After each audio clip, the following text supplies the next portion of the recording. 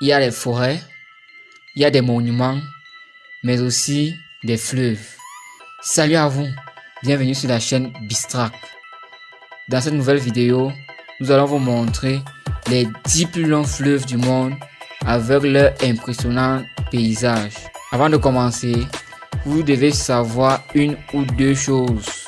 Premièrement, que la longueur d'un fleuve est très difficile à mesurer et que les scientifiques prennent en compte certains bras de fleuve tandis que d'autres non, considérant qu'il fait partie d'un plus grand ensemble. Deuxièmement, d'autres se querellent sur la source du fleuve, c'est-à-dire où le fleuve prend naissance, ce qui peut changer alors sa longueur de manière radicale.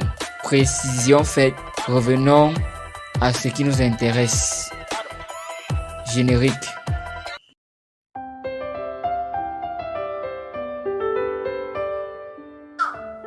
Commençons en beauté avec le numéro 10, le fleuve Lena.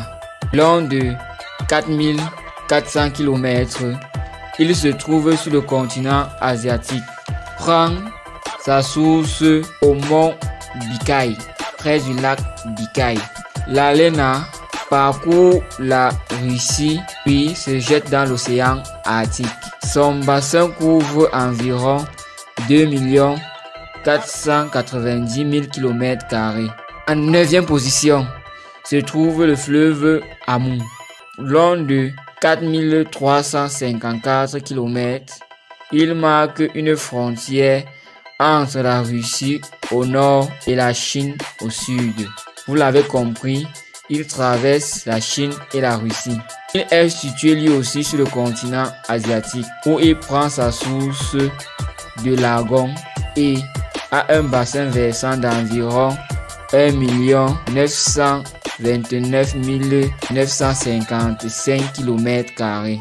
En numéro 8, le fleuve Congo, situé sur le continent africain, long de 4500 km, prend sa source dans le sud du plateau Batanga, traverse la République démocratique du Congo et l'Angola, a un bassin versant de 3 680 000 km² pour ensuite se jeter dans l'océan Atlantique.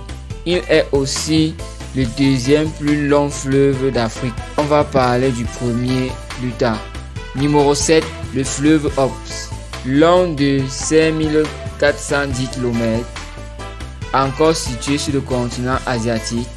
L'Ops couvre une superficie de 2 975 000 km² et traverse la Russie, le Kazakhstan, la Chine et la Mongolie, puis se jette dans le golfe de l'Ops.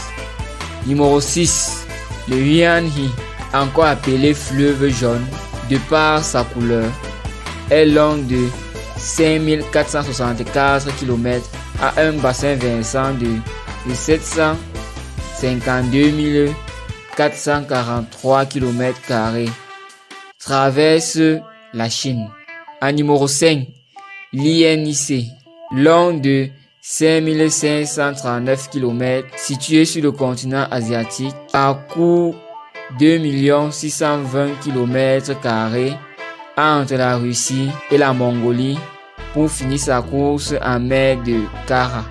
En 4, le Mississippi, long de 6275 km, situé sur le continent américain, a un bassin versant d'environ 3 238 000 km², traverse les États-Unis et le Canada pour achever sa course dans le golfe du Mexique.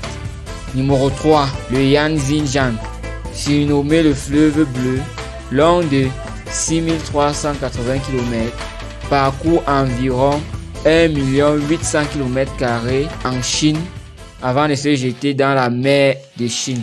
Numéro 2, l'Amazone, long de 6400 km, parcourt pas moins de 6 112 km² avant de se jeter dans l'océan Atlantique. Ce fleuve situé en Amérique du Sud traverse la Bolivie, le Brésil, la Colombie, l'Équateur, le Pérou et le Venezuela.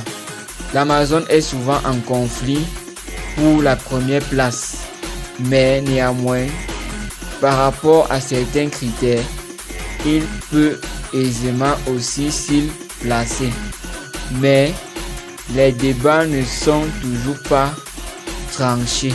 C'est ainsi qu'on tombe sur le numéro 1, le fleuve Nil, long de 6853 km, situé sur le continent africain, a un bassin versant de 3 400 km², traverse les pays suivants: le Burundi, l'Égypte, l'Érythrée, l'Éthiopie, le Kenya, l'Ouganda, la RDC, le Rwanda, le Soudan du Sud et la Tanzanie.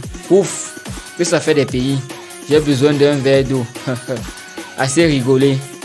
Donc, je disais, traverse tous ces pays pour se jeter ensuite dans la mer Méditerranée. Et vous, dites-nous dans les commentaires lequel de ces fleuves vous a marqué et que vous aimeriez visiter.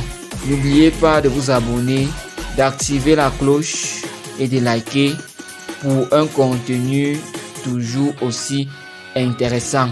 À plus.